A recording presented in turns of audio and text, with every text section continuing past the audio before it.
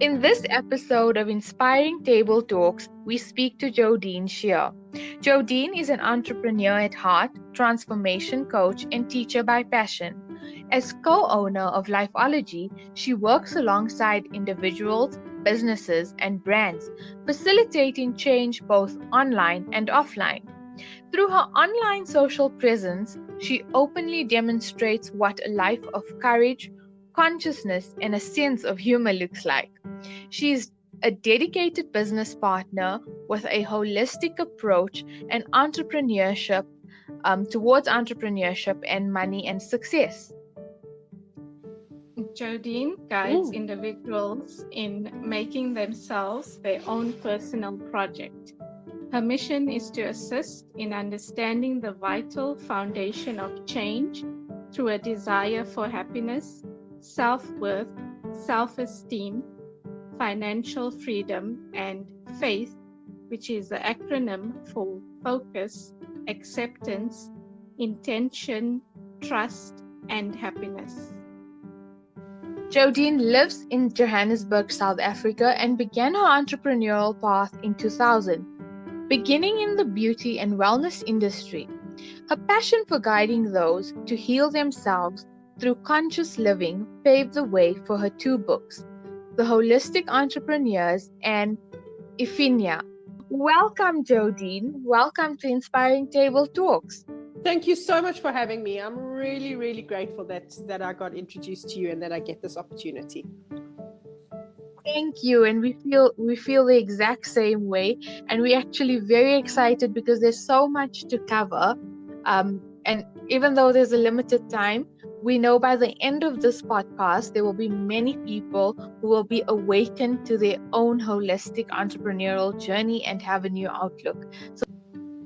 So Jodene, what does it mean to be a holistic entrepreneur is where I want to start, because there are lots of ups and downs of being an entrepreneur in general. But what does it really mean to be a holistic entrepreneur? So holistic entrepreneur is more the way of life in then creating the person that you are to be a conscious and successful entrepreneur. So all the mechanics of entrepreneurship are the same, except within it, there are layers and layers of being conscious in the process. And the holistic part of it is that every aspect of self comes into it, where do you know what it means to focus and to take breaths in order to be present? And are you eating healthy because you understand what it means to nourish and sustain your body in order to do the work that you need to do? And do you get the right amount of rest? So it's the layers and layers of your lifestyle that makes you the conscious entrepreneur. And in my deep belief system and in all the work that I've done and the gifts that I've given myself in developing myself as a holistic entrepreneur, the things that I've learned is that, and I can't say on the days that I don't meditate, because I've meditated for about 8 years and never missed a day, but on the days when it's rushed and you don't take the breaths that you need to and you don't slip into consciousness, once you've become and understood what it means to be that holistic entrepreneur, you can feel how the energies don't align with what you are trying to do within business. And that's what holistic entrepreneurship truly is. Yeah. I think in your book you speak extensively about it. Yes. So that book was written because I want to be able to reach as many people as possible to understand that when you go into business, everyone says that making money is the most important thing, which is absolutely true. If you aren't going to make money, there's no point at all in going into business. But what people don't understand is that whatever you create within business, you are actually creating it energetically. And so there's so much misunderstanding about that. And I'm so deeply passionate about people creating whatever life they want. So it's important to know that I am the holistic entrepreneur, but the book is for people on any level who are trying to create, manifest, and bring to life anything that they want to bring to life. And the focus of the book is to understand that You have to learn what it means to put your self-worth before your net worth. And everyone puts their worth first and then determines their self-worth. So they put their financial worth first, which impacts their self-worth. But if you put your self-worth first and you see the impact that it can have financially, that's so incredible. And so we recommend everyone should really read this book, and we do have a surprise for everyone who's listening in at the end. But I think Vidya and I were just looking at a lot of the chapters in the book, and a few of them stood out more than the others, simply because of the time that we're in, right, Vidya? Yes, one of my favorite chapters in your book is the one titled Work versus Energy. So you've written, hard work is not the same as passionate energy. Mm-hmm. Can you elaborate on this? Absolutely. This stems from a lot of what I had to learn and unpack and unravel. So a lot of times when I tell people I'm a transformation coach, I say, well, actually, if I had to name myself anything, I would name myself an unraveler. Because we have to unravel all the things that we've been taught along the way, whether it's from childhood or whether it's from the media and what we've been fed. And across the board, what we've been fed is burn the candle at both ends and it will definitely pay off, and hard work pays off, and all of these slogans and motivations that have been drilled into us and drummed into us, that you'd have to desperately put so much work into what you are creating. But work is completely different to energy. You can energetically be present for 3 hours a day, and that's all that you need to give your business. If you are 100% there, focused and energetically there, and you will actually manifest and create more than someone who is absolutely exhausted, has scattered energy, starts at 5 a.m., finishes at 9 p.m., boasts to their friends and says, well, I only got 2 hours sleep last night, because it makes you sound like you are just so hardworking. One of the worst words out there is hustle. It just means give and give and give of this time that eventually you don't have the ability and the capacity to be conscious and energetically focus on where you truly need to be. So that is exactly what the meaning behind that is. And I'm so glad that you picked that chapter, because I really am a believer in that. And I come from being a believer in that because I burnt myself out, injured my back, couldn't work for ages, and then had to transform into this person who gives myself permission to watch my energy and know when I don't have the energy and the capacity to give anything to my business, and the only thing that I can do is recharge. And we don't allow ourselves to recharge because we worry that in that downtime we're going to miss some big opportunity.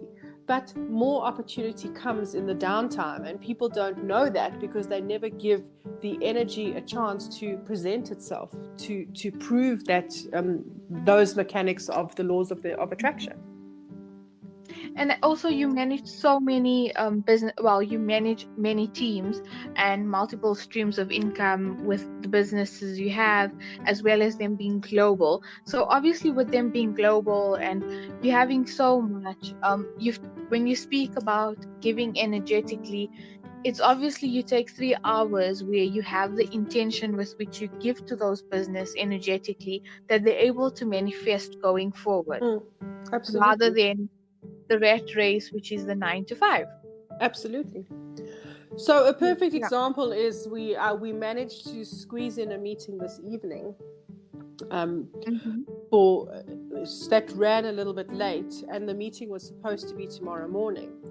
So the mindset of the entrepreneur who's hustling is, oh good, that gives me an extra 2 hours where I can shove more things in and sit down and try and fire off some emails. And I just look at it and I go, well, that's booked out in my diary and it's not happening. And it was supposed to be an 8 a.m. So I can potter around in the morning and start my day at 9 a.m.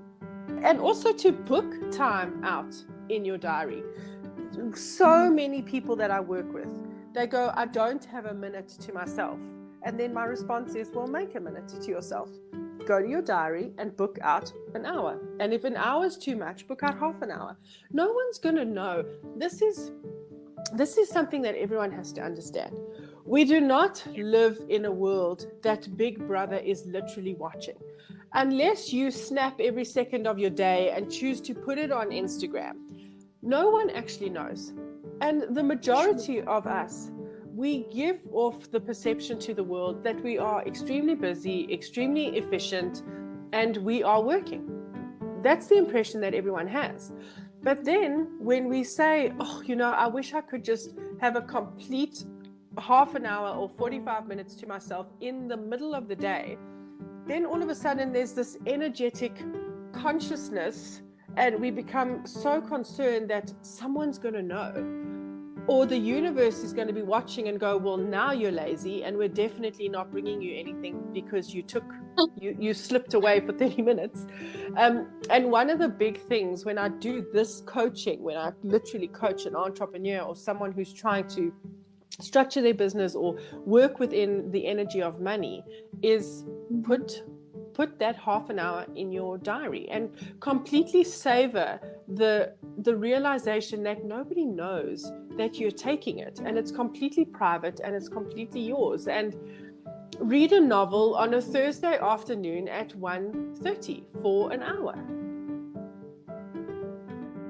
Yeah, and we have this where we think people are watching constantly over us, including the decision.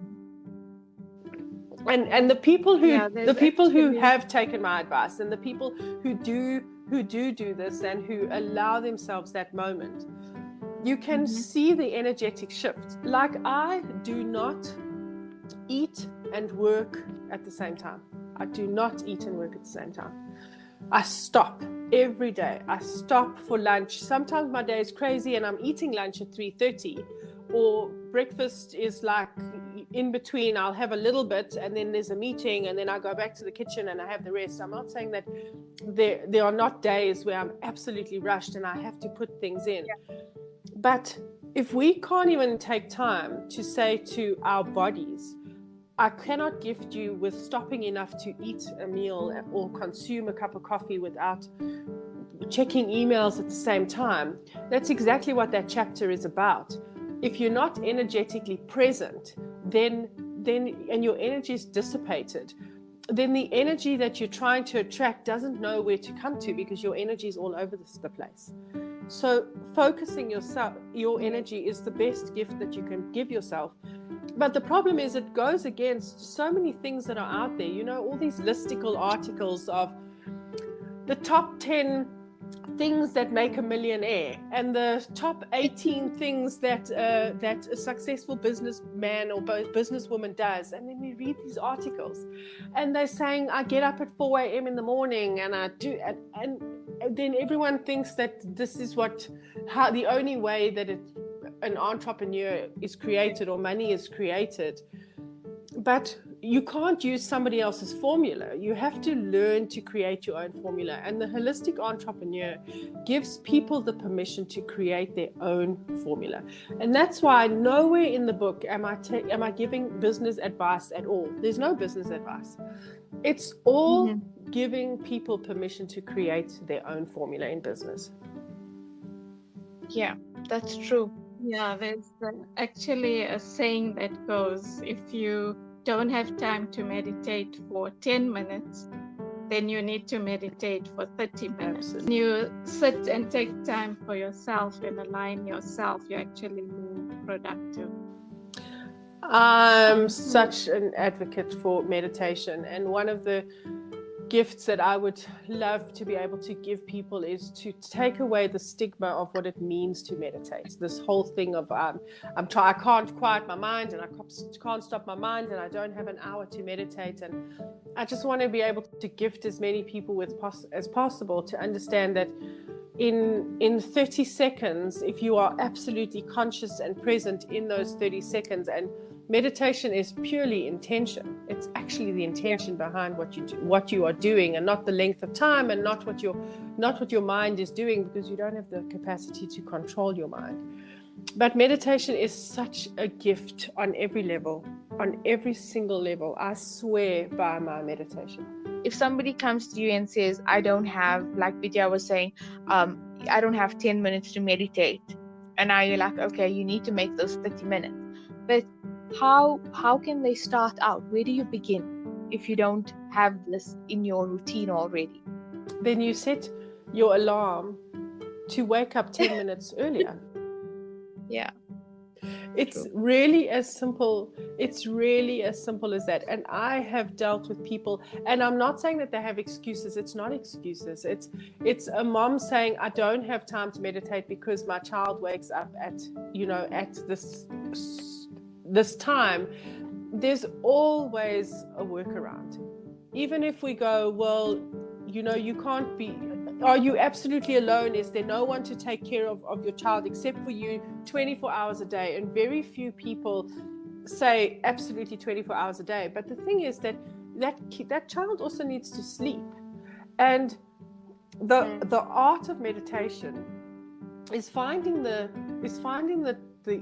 distraction from the mind in anything. So I live with tinnitus. I have ringing in my ears 24 hours a day. The only time I'm not aware of it is when I'm sleeping. And in the beginning, it was so distracting, and I was absolutely mortified that I can't meditate in silence anymore. But now it's part of the distraction and part of the journey. So even if you are absolutely super busy and you are a mom and you're trying to do a whole lot of things, baby needs to sleep a little bit of time. And you can even just pull up a chair and sit right by wherever baby is sleeping and meditate on the breath of your child, just on that in and out breath of your child. It doesn't have to be, meditation does not have to be in a special room, in a special place, sitting in a special position. That's all, if you choose to be a monk, that's absolutely incredible. If you choose to dedicate your life to something like that, it really and truly is. But for the rest of us to sit and cross our legs or sit on a chair, or 90% of the time I'm doing my meditation lying down, and I literally do it in a pose where my body is as flat and straight as possible, and I can just surrender completely into the support of the bed that I'm lying in. Because when you're sitting up and you're meditating, your spine is working, your hips are working, your legs are working. I don't want anything to work when I meditate. And everyone chooses their own thing, but we all have time. And meditation, if you don't allow yourself the gift of simplifying it, and I can spend ages with someone just knocking away whatever they believe obstacles are. I will knock away every one of those obstacles until the person realizes that actually the only thing that's standing in my way from taking 5 breaths or 10 minutes of meditation is myself. And we can work from there. And that's where the whole transformation coaching comes in. Yes. But when it comes to transformation coaching, you've been through your journey, as you mentioned in the book. So it was almost firstly your own transformation, then helping others get to theirs. Absolutely. Vidya and I always say there's like so many decisions one has to take on any journey they take. When it comes to decisions, So I'm going to jump in. For me, first of all, what every business usually sparks off with is an idea. Mm-hmm. And then we complicate that simple idea by trying to perfect it before we put it out into the world. And one of the gifts that I really try and give people, and when we work within the foundation, so Lifeology works within a structure called the foundation, and it specifically wasn't put into the Holistic Entrepreneur because it's a whole other book that's coming. But when we work within those steps, what we do is we give you the permission to understand that you can change your mind. You can create something and look at it and go, well, this actually needs to be tweaked and this actually needs to be tweaked. And the problem is that we are all so stuck on the fact that when we put something out, the world has seen it. And now that the world has seen it, it can't look broken in any way, shape, or form. So we spend so much time perfecting it. And then we make decisions so complicated. We make decisions so complicated. And decisions can be easy. And then what you do is you got to ask yourself, and it's such a simple question, what's the worst that can happen? What's the worst that can happen if you come up with an idea, you throw it out there, and then midway you realize that you absolutely need to tweak it? Yeah, change is always going to be there. So I don't see why it should be feared. Absolutely. You need to change something along the way. Absolutely. My business partner, we've got such an amazing partnership, and one of the things is I'll like throw something out there and then I'll proofread it and edit it once it's already been posted. So I'm going, oh, I missed a spelling mistake. Oh, and it's already good. It's already got out there. Because I've learned that if you hold on to something for too long, then actually it's not that you're holding on because the energy is gaining momentum. It's actually losing momentum, because when you come up with an idea, it's so original and it's so fresh and it's so authentic. And when you spend too long on it, you take that authenticity away. And by the time you've finished, you actually put out something that's so mechanical and not what it looked like in the beginning. And then you've gone into, well, what does the market actually want? And is this aligned to the 7 competitors that I've compared it to? And then it looks nothing like what you originally created in the first place. And I think now with COVID being a reality, I think a lot of people are trying to figure out, how do we go from what we had in mind? Are we giving it too much energy and not allowing it to move with the space and the flow of time? So, I mean, COVID's affected everyone's businesses. Yeah, like new ideas and stuff. So, would you say that your business was equally affected by COVID? Were there any like specific challenges that you feel you've had to overcome in terms of your energy, in terms of the output that you're putting there, in terms of the social media or anything in that, for that matter? I've been waiting for you to ask me this question. So we have our business Lifeology, and within our business we had a sister company called Chat Factory, which was a social media agency. Really, really successful, amazing clients. I have such a beautiful portfolio of the social media work that we did. Myself and 3 beautiful, amazing staff members that I dreamt of just building an absolute empire with. When COVID struck and we realized that lockdown and things like that was going to start, my business partner got hold of me and said to me, Jo, 100% of our clients is in the expo industry, because we had really infiltrated into the expo industry, doing big, beautiful expos within South Africa. Do we have a contingency plan? And my answer was no, because honestly, we didn't have a contingency plan, because never in your wildest dreams do you think that within the span of 4 days, every single one of your clients is going to make that phone call and cancel, which is exactly what happened. Within 4 days, every one of our clients canceled their contracts. Had to make really big business decisions. And as holistic as I am, I'm also really strategic in business. And the question was, do you think you will be able to replace all clients within a 3-month period in order to make sure that our staff were protected? And the answer was no, because we had no clue how long COVID was going to last. We definitely knew. So people were messaging me while it was happening, not knowing what was happening underneath the business stuff, and going, oh, your business is going to boom. Everyone's moving onto social media. But what a lot of people didn't understand is that when a budget needs to be cut, the marketing budget is what gets cut. That's the fastest one that you can possibly cut, and that's what happened. And in the span of a week, we had to meet with labor lawyers, meet with accountants, and unfortunately, we had to retrench our staff and close that division of the business down. And it was, first of all, heart-wrenching, absolutely heart-wrenching. The amount of tears and emotion that I went through on so many levels, my love for my staff.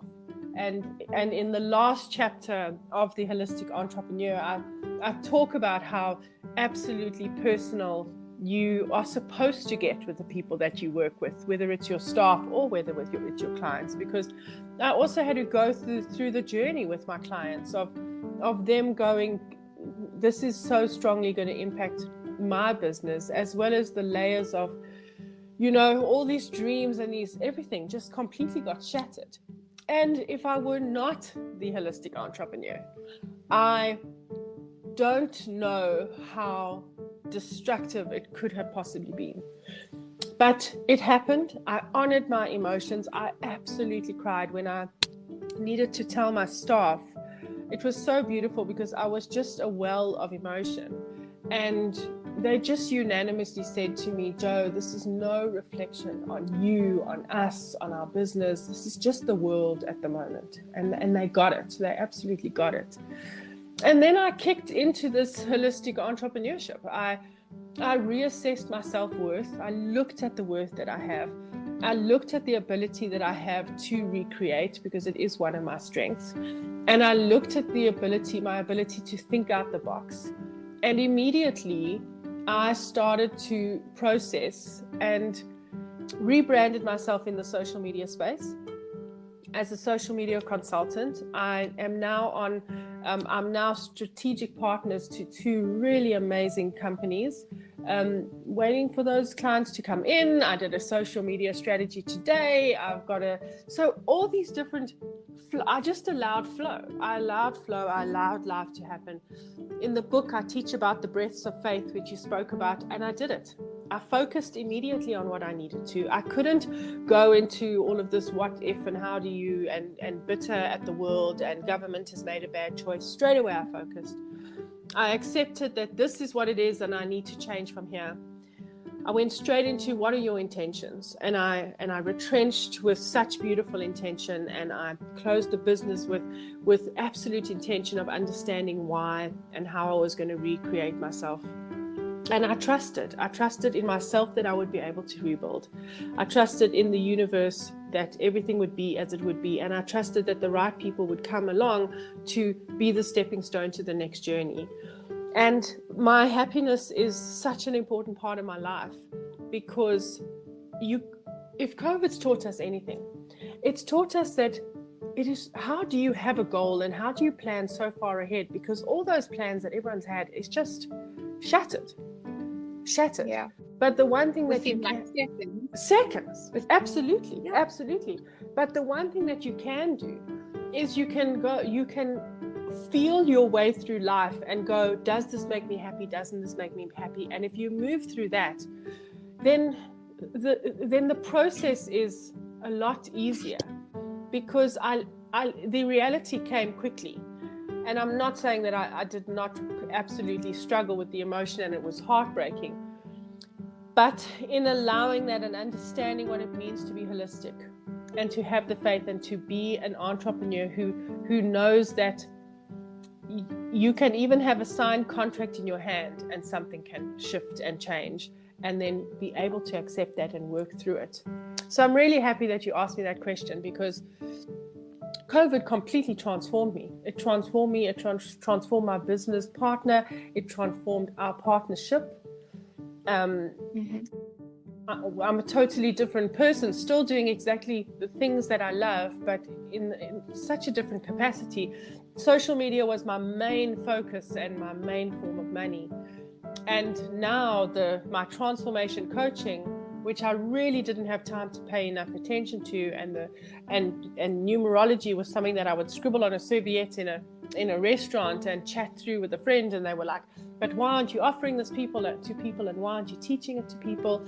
And I was saying, because I've got this big social media agency and I'm focusing on that, and numerology is my joy, but I need to make that big income. And it's literally asked me, Jodene, what is your joy? Do you want to turn it into a full-fledged career? I've answered yes, and that's what I'm doing. That's beautiful. So you basically proving that you can create your own reality. Absolutely. Instead of going with a flock of sheep and getting all absolutely caught up in the vibration of the COVID energy. And I know that sometimes I frustrate people, and I don't have my head in the sand. So I'm not saying I have my head in the sand with it, but I watch my energy and I go, if I put my energy into fighting this or into being frustrated with this, where else could that energy be going?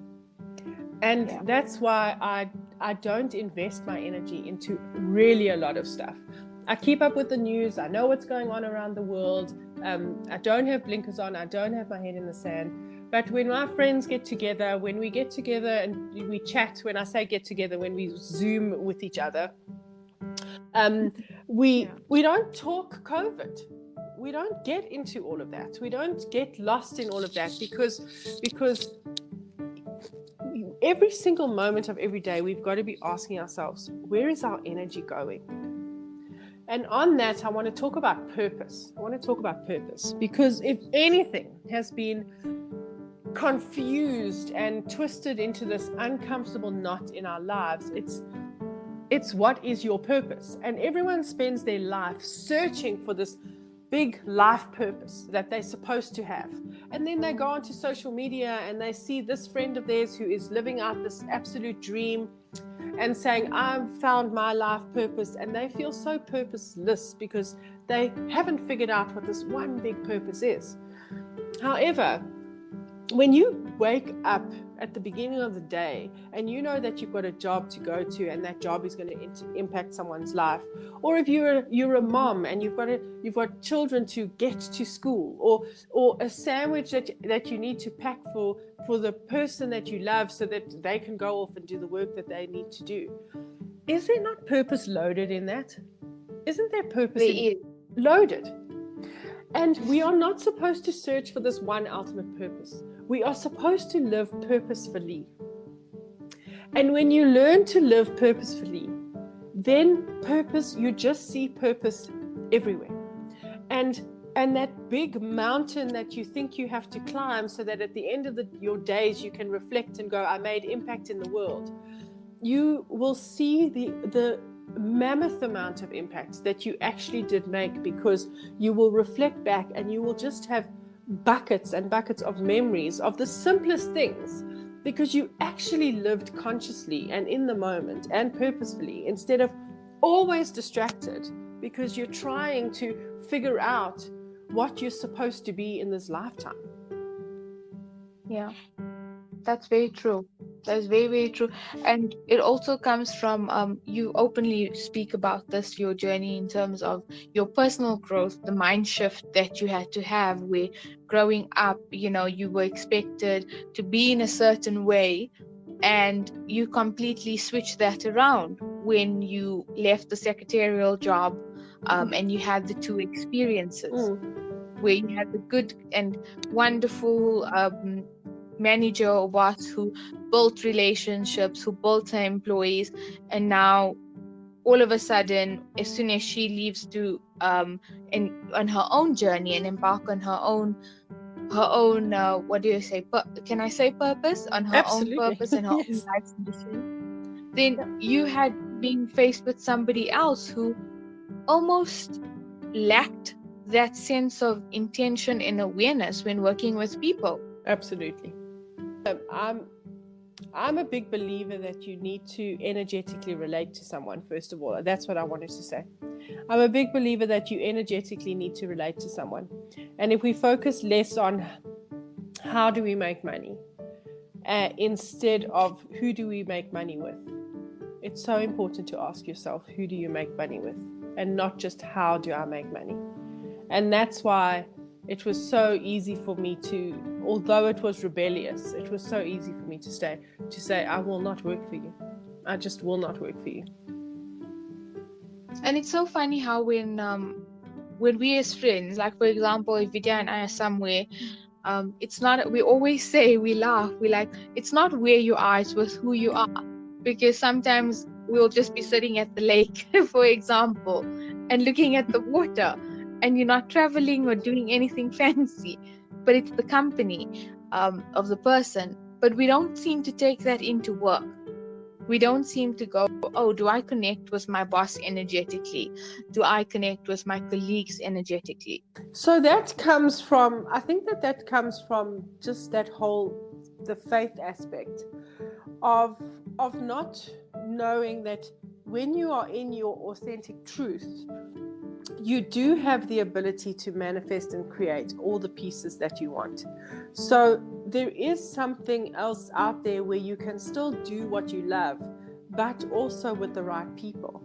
And there's no way that you can, even if you have 10 examples and someone tells their story and it all seems like such an incredible story, and they become an advocate for holistic entrepreneurship or for the laws of attraction or for how manifestation works, to actually brave saying, energetically putting it out there and saying, you know what, I love this, I love the aspect of this career, but these people and I are not energetically working together. Something has to shift. And what's interesting is, in a lot of the work that I do, my thing is not, well, put out your CV and find another job. My thing is, you change your energy first and see what changes. That's powerful. Yeah. And I've seen some amazing results. And in personal, I know that the holistic entrepreneurs, everyone really sees it as a business book, but in the personal space, when I coach, when I do numerology, a lot of times I do couples numerology together so that they understand themselves. When we teach archetypes, we also do couples, which is lovely to do it that way. And in that, before we get to the point of it's not working, you're not working, to just literally work with a couple and start getting into that place of who's going to do something different first, and see the transformation when someone just tells themselves the truth, like does something conscious, tells themselves the truth, and then does something different. About numerology, can you explain to us how energy shifts and numerology tie into the holistic business approach, and also some of the impacts you've seen in your life as well as that of your clients? So numerology, first of all, dates back so far back to Greek, some of the great Greek theologists and mathematicians, and it's the mysticism of numbers, and it's the energy that numbers hold. So it's really easy to work with the numbers and to figure out what your numerology is. For example, if you want to know your life path number, which is the number that will have a look at what is your journey of life supposed to look like, and how do the numbers support your journey of life. All you do is take your full birthday and add it up together. You add all the numbers together and you'll get your life path number. And with that, you always narrow a number down until you get a single number. The only time you don't narrow it down is when you get an 11, a 22, or a 33, because those are known as master numbers. Then you can add up numbers on so many different levels. So people get hold of me and they say to me, Jodene, I'm trying to decide on the name of my business. this is the one option for the name. This is another option for the name. Can we do the numerology and see? And what you do is, when you're working with names or letters, then every letter has a number and you add them up. So A is 1, B is 2, C is 3. That's how you do it, and you add it up. So a perfect example is, if they were an accounting firm, then something like an 8 number would be really, really great for their business to add up to, because that is about money.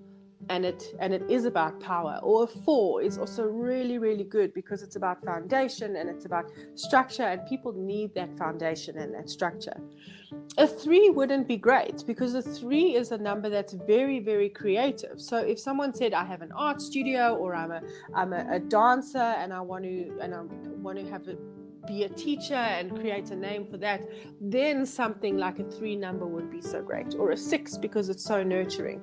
And that's how we work with numerology. So in business, what's so important to do is for you to understand yourself as the entrepreneur, as the business owner. The one thing is to understand your own numerology, and then to understand the numerology of the people that you're working with. So a perfect example is someone who's a 2 life path number is so nurturing, really, really giving, a great team player, and will step up to the plate in teamwork the whole time. But if you had to take a 2 and say, right, now you're managing the whole team, there's a lot of discomfort for a 2 because they aren't the type of energy that likes to be forceful, and they can actually be quite people-pleasing, even though they have such a healing and supportive and great energy and work together as a team. So it would help a boss so much to understand the numerology and say, wow, as a team, they are so strong and they really shine. But as soon as I take them and I try and turn them into a manager, that 2 numerology is not fantastic. So those are all the different layers and layers that you can do. And where it's really helped me is my business partner and I'm an 8 and he's a 9. And an 8 is the number that deals with money and power. But in order for the 8 to learn lessons, there's always got to be money coming and going. So even when I was growing up, my dad would do really well and have a lot of money, and then we would watch a business completely go down under, and there was always this motion. And in the Holistic Entrepreneur, I talk about the 2 failed businesses that I had before. And now again, and I'm not going to say that Chat Factory failed because of COVID, but it's a business closed. And then my business partner is this 9 who is the visionary. The 9 is such a visionary and sees so deeply into what needs to be done and how the mechanics of it works, that he can see when my 8 is getting out of control and I'm focusing too much on money. But how do we make money? How do we make money? And he's the one who stops me and says, the money will come. Let's focus on the vision. So when you understand yourselves within numerology, it can be such an incredible tool.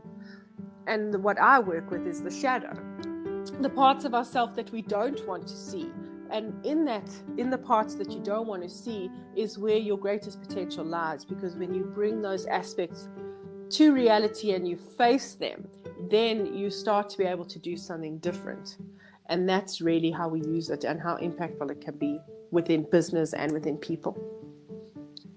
So speaking about doing things different and the impact numerology has had in your life and on your business, I just want to go back a bit in time to the day when you were standing in front of your business, which was burning right before your eyes, and you had your metaphysics teacher standing right next to you. And she said to you, she's going to give you a few minutes to mourn, but she wants you to tell her how this is the best thing that happened to you. And when I read that, it reminded me of a quote by Rumi, which says, "Let yourself be silently drawn by the strange pull of what you really love. It will not lead you astray." So with that in mind, when it comes to numerology, when it comes to business, and when it comes to actually looking at situations from a perspective of perhaps this is not the worst thing that could have happened to me. It's the best thing. What did it take for that shift to happen before you came to this awareness where the numerology came in and the energy understanding came in? Fascinating for me. And this is what's really helped me now as the teacher and the transformation coach, is I had already started studying numerology. So I was midway studying numerology and other work that's called archetypes. So it's based on Carl Jung's work that we are each archetypical in our nature. And then Carolyn Mace took it and turned it into this archetypical work where we all have 12 archetypes, and we learn so much about ourselves and understand who we are and the journey that we're supposed to be on. And I was in the middle of studying numerology and archetypes when the fire happened. And what I've learned, and now what I do whenever I start with anyone new, whether it's doing their numerology or teaching them archetypes, any of those things, I always say, you've got to understand that once you energetically open yourself up to hear the truth, stuff happens. And in the work that I had started to do, I had started to energetically play in the pool of telling myself the truth. And I can honestly say that every single person I've ever worked with, as soon as they have dabbled in a little bit of truth, the universe just sends something where you now have to face your truth. So in the place that I was playing with, I now understood that I was an 8 life path number, that a lot of choices and decisions that I made were financial choices instead of what is the right thing for me and what makes me happy. And I also started to realize that I loved my mom dearly and she loved her business, and I then tried to stay in the industry to carry on the legacy, but actually I wasn't happy in the industry. And it's easy for you to say that and then put it back in the bottle and put the lid back on top and leave it. But once you've said that and the universe hears you, the universe always moves you in the direction of your deepest desires, whether you like it or not. And you want the universe to move you in the direction of your deepest desires. It's just to learn not to go against the grain so that it doesn't have to end up being a fire to get your attention. So that's exactly what happened. I was midway through studying all of this. So I had enough consciousness that when my teacher stood next to me, I understood that I had opened up this Pandora's box of truth and consciousness, and I would never be able to close it again. Pandora's box of truth. That's nice. That's a nice way to put it. It's hectic once it opens. It sounds lovely, but once it's open, sometimes you just want to shove the lid back on.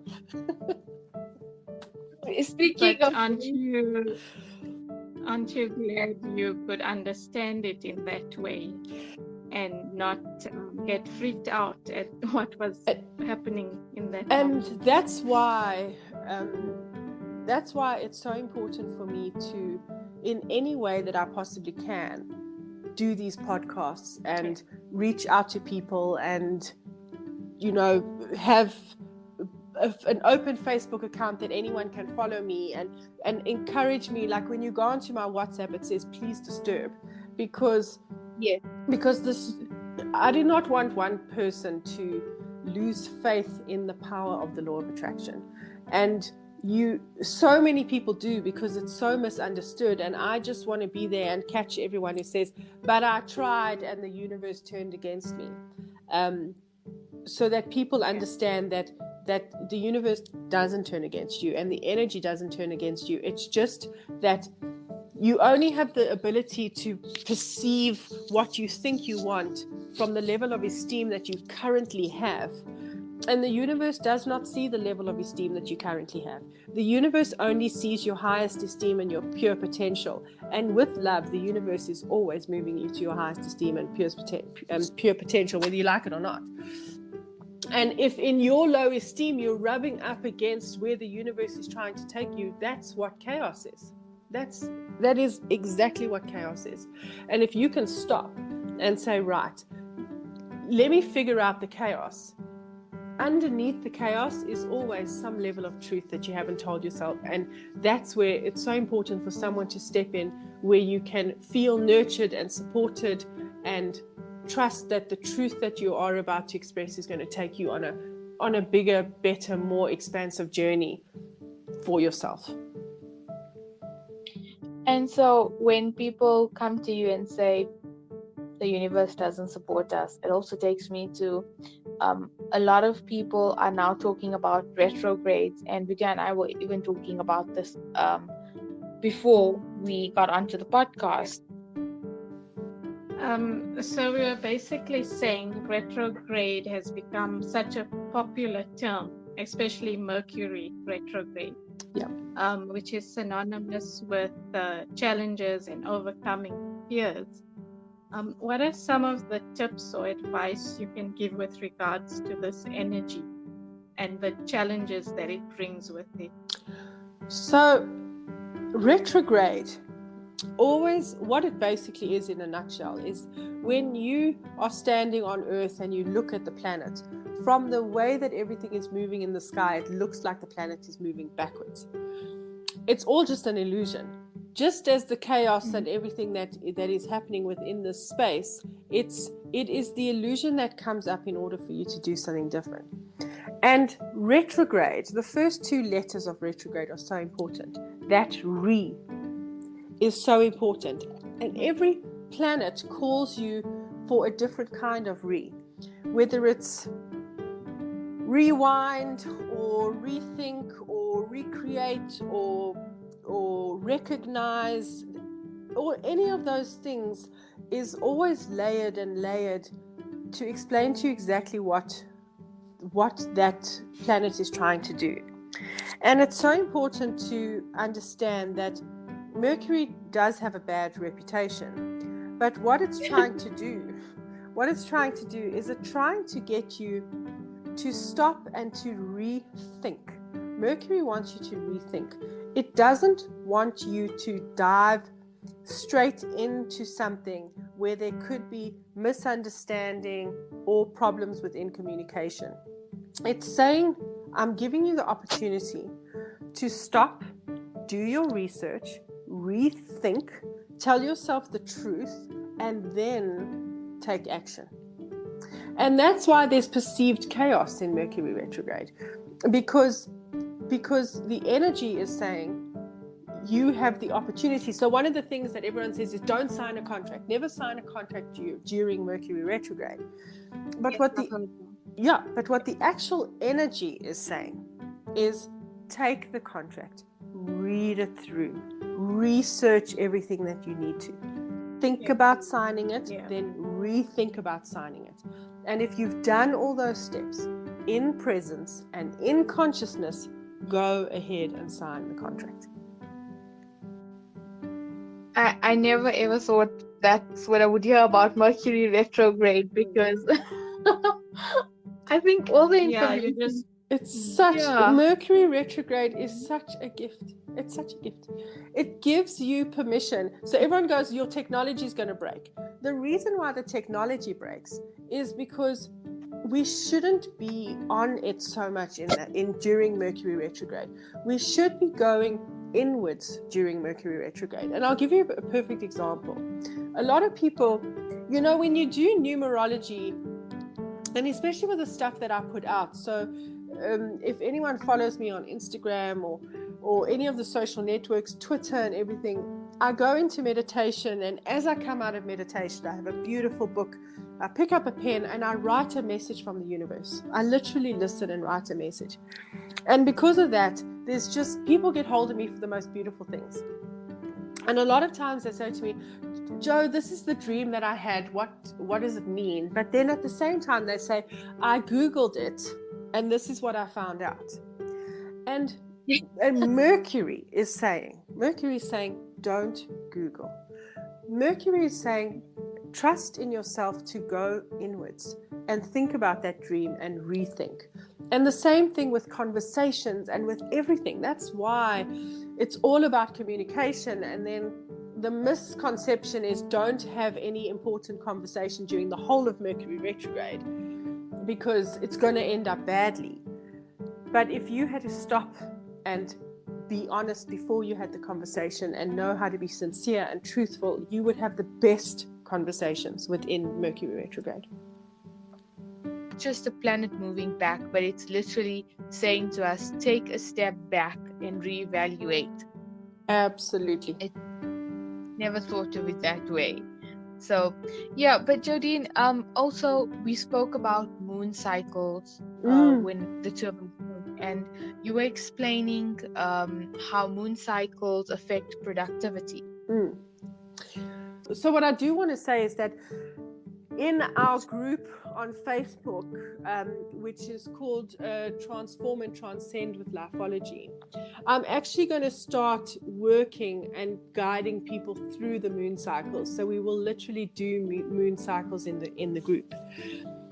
So every phase of the moon has a different energy to it. Mm-hmm. And in that, what it does is it keeps you moving in this forward momentum, but it also forces you to look at the things that you think that you want and figure out whether you truly want them. So I'll give you a perfect example of a full cycle.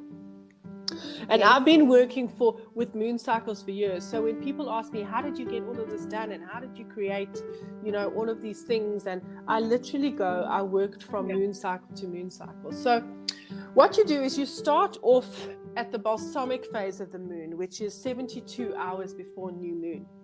And in that phase, you contemplate the things that you would like to do within a moon cycle, which is a 28-day cycle.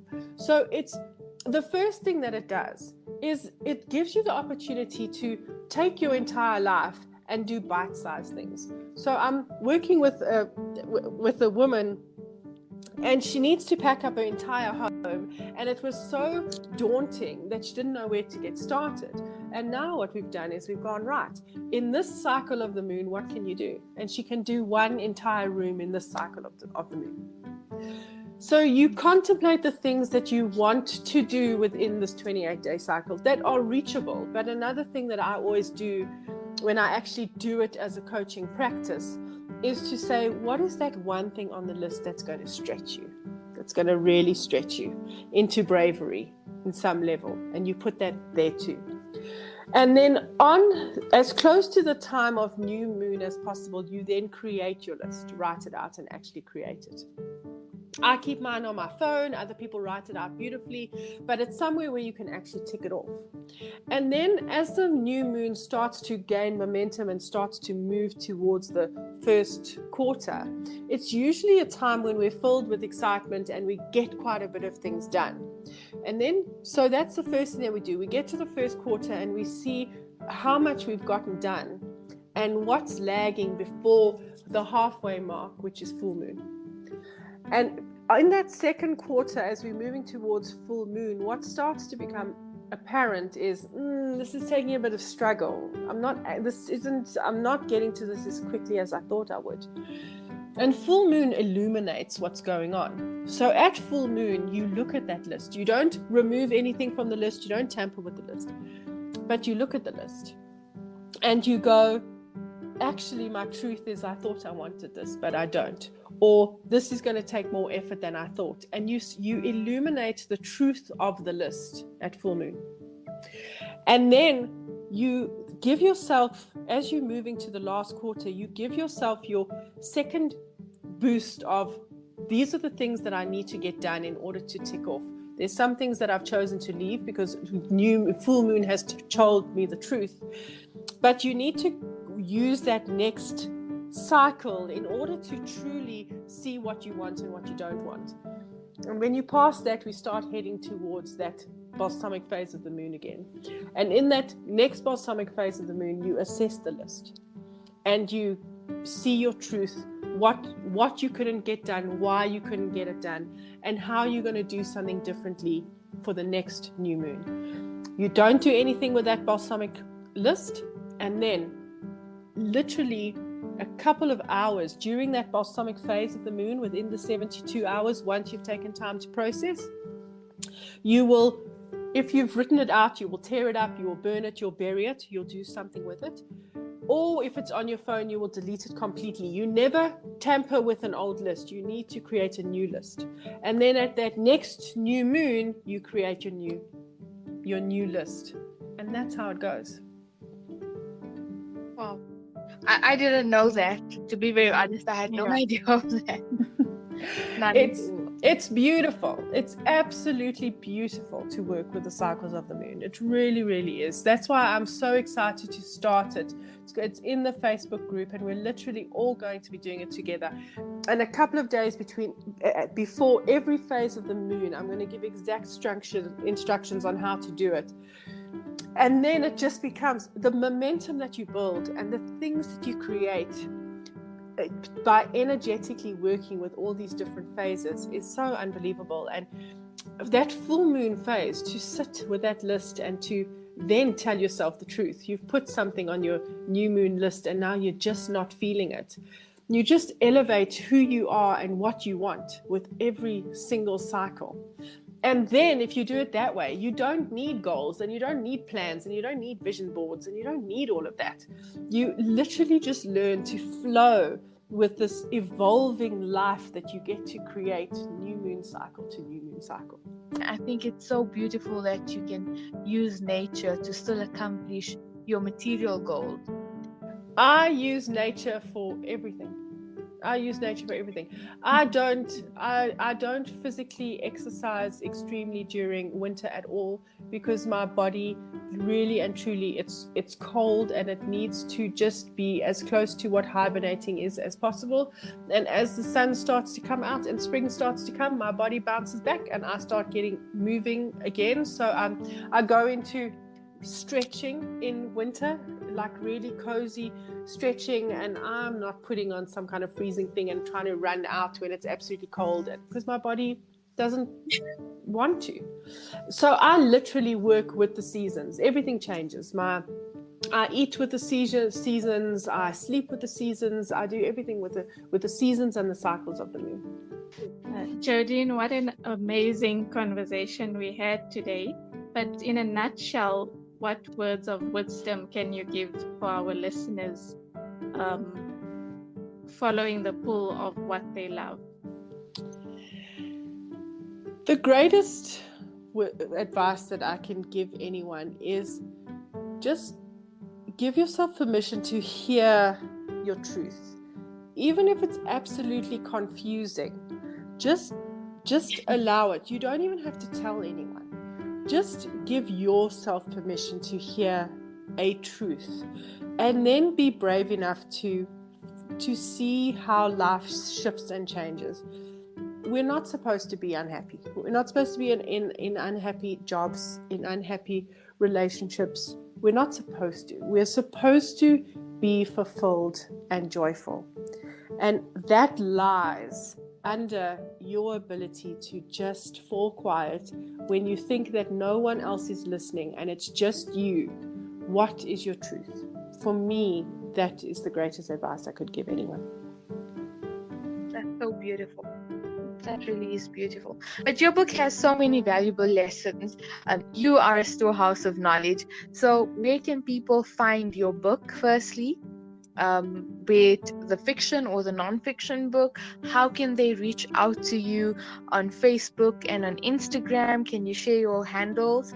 And how can they contact you for coaching? Absolutely. So anyone can just find me across social media. I am Jodene Shaer there, and I know that you're going to type it out so everyone gets the spelling, but I'm Jodene Shaer there. You find me anywhere and I will respond to whatever you're looking for. Or you go to our website, it's lifeology.biz. And what I've done at them just for a while, especially because of COVID-19, is I've gifted my books for free, but the PDF copies of the book. So if you want a hard copy of the book, or if you want a Kindle copy of the book, you just go to Amazon and you search for me and you'll find it. But the PDF copy, while we're in this pandemic, of both books is free. I know that the links are going to be shared, but if you struggle to find the links, because it is links that send you through to a database in order for you to get the books, then once again, just send me a message or email me. It's jodene@lifeology.biz, and say to me, please, can I have a copy of either one of them or of both? We've spoken a lot about the holistic entrepreneur, but my novel is called Ephenia, and it's a new age novel. It's written my writing hero, because I don't know what else to say about him, is Paulo Coelho. So it is very holistic. It is someone's journey. It's her journey to healing, and the healing is discovering the importance of consciousness, and how she journeys through consciousness in order to heal. So it's the holistic entrepreneur. It's Ephenia. The PDFs are free, and you just find me, just Google Jodene Shaer, do whatever, and I will answer you absolutely anywhere. And obviously we would love to have you in the Facebook group, which is Transform and Transcend with Lifeology, where I'm going to, every single month I do the numerology of the month coming up, everything that's happening with the planets with the month coming up. We do the moon cycles in there, and then we just talk about holistic living across the board. So we'll share all those links on Anchor in the description box, as well as on our Instagram page. Lastly, I just want to say thank you so much for coming on. We really appreciated you taking the time out, and we had a great time chatting with you. Remember to follow us on Anchor, as well as on Instagram at inspiring.tabletalks.